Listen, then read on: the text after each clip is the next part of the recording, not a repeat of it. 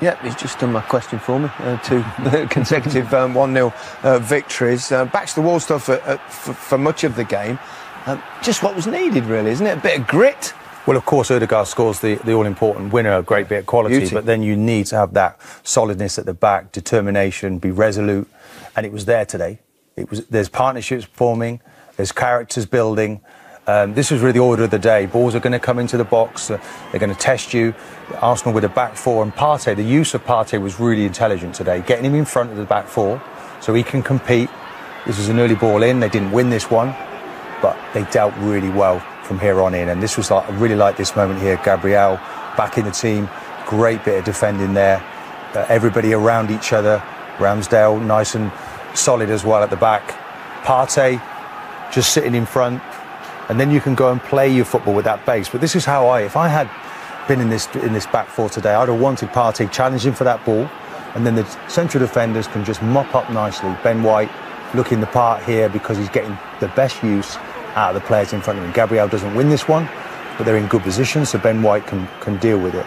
And all the defenders today, Ramsdale, really strong, 23 years of age. I questioned the purchase, but I've been really happy with what he's done. 35 crosses were coming into that box today, bombarding balls. Ben White now, look at him, he's getting tight suddenly. Partey's behind him, so he can be aggressive. And they're starting to look like they can play. You need that base, because, you're going to be asked questions. Burnley did really well in the second half, not so good first, but they asked the questions and Arsenal came up with them. And, it's after these sorts of results, Gary, that you start to realise, that you're good enough now and you're building things for the future. OK, a lot brighter. Quick look at the VAR turnaround. It looked like he just got enough contact, probably, to turn it around.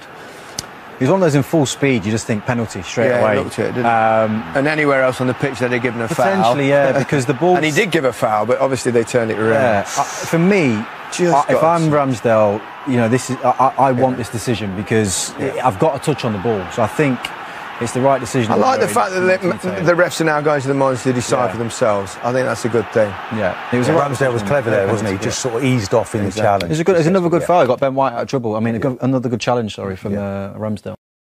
I felt it immediately, when I hit it that it was good. So it was a good moment and a very important goal, and gave us the 3 points. So I'm very happy.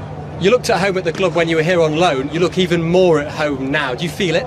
Yeah, I've said it since the first day. I feel good here. I feel at home. I'm really excited to be part of this club, to be part of the project, and I'm excited for the future, and hopefully we will just keep improving. So I feel great. You always have to fight to win in this stadium. It doesn't matter the result; they're going to put you under pressure.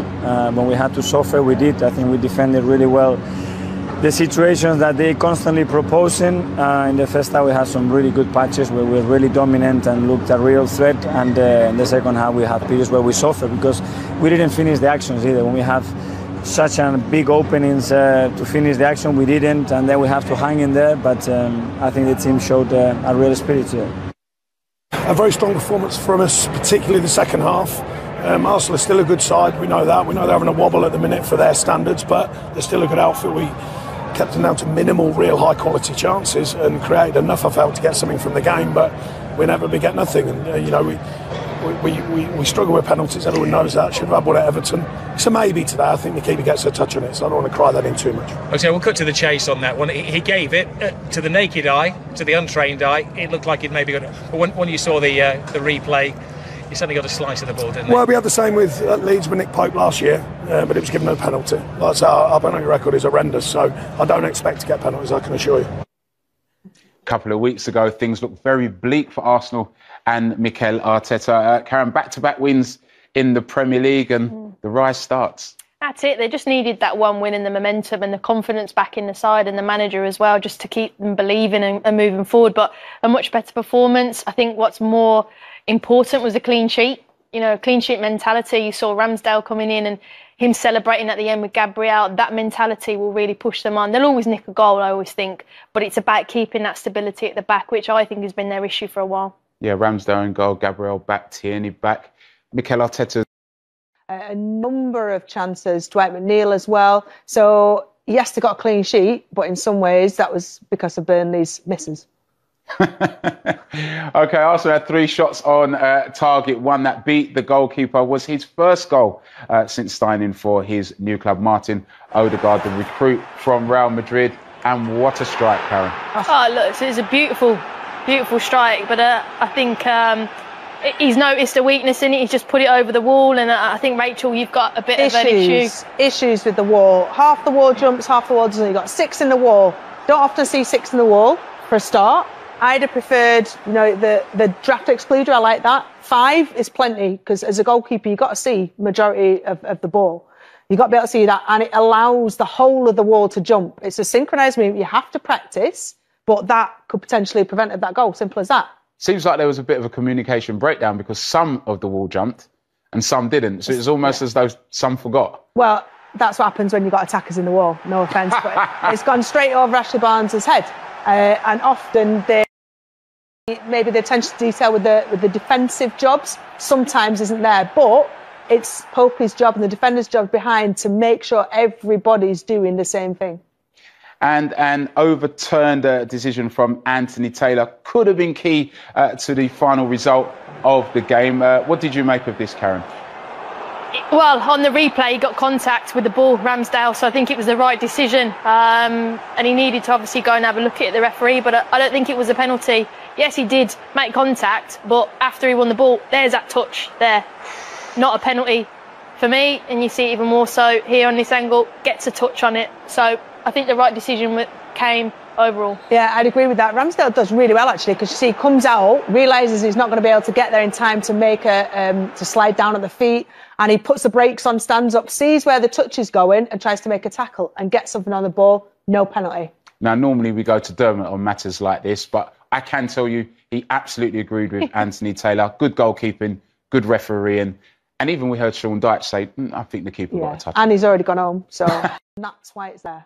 OK, brilliant. That result today, back-to-back wins for Arsenal. And if we look at their next 5 games in the Premier League, at least on paper, they are not too bad for Arsenal. I mean, we see Tottenham in there and Leicester at the bottom, but Mikel Arteta will be thinking Brighton, Crystal Palace, Aston Villa. We should get something from those fixtures. Should be, but that big one, no disrespect to Wimbledon, it's a Tottenham game. And again, it's about momentum. You know, off the back of 2 good results, can they get one against Wimbledon? And then it's the Tottenham one, because that's the turning point. If they get a win there, they go on, you think, right, you can get results against the others. If it's not, you know, it's a difficult situation. How does morale go? But that Tottenham game is huge, as we know.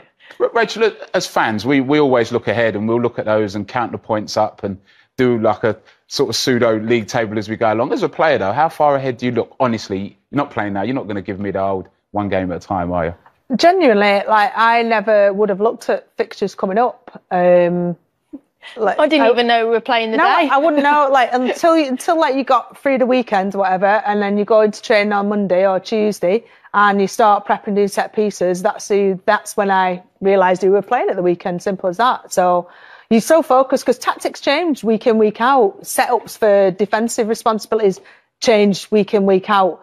You've got, you know, cup games as well in there, which is completely different because you're less aware of necessarily the opposition that you're coming up against in these earlier rounds. So, no, I'm not going to say it out loud, the cliche, but it's true.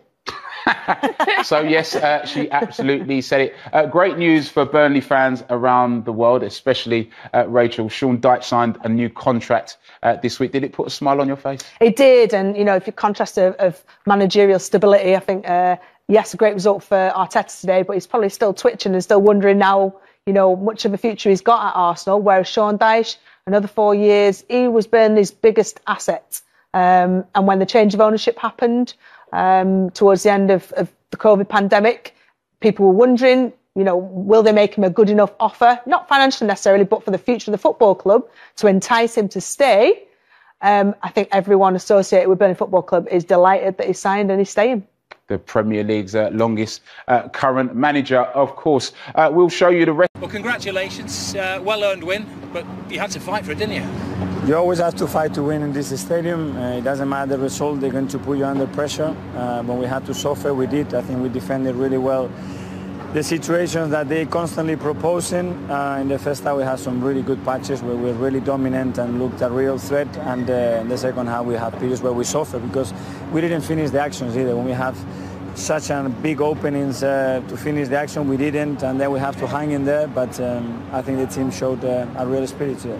I was going to say the thing about that, it's such a young team and they're a developing team. You learned a lot about them today. They grew a lot in character. Yeah, but didn't that they? grows confidence around the team that they can win under those circumstances, and when people are questioning their ability to compete here or they're going to get bullied, no, they didn't get bullied. They tried their best, and some of them, they are not still mature enough to compete with these boys, but they tried their best and they certainly deserve the victory.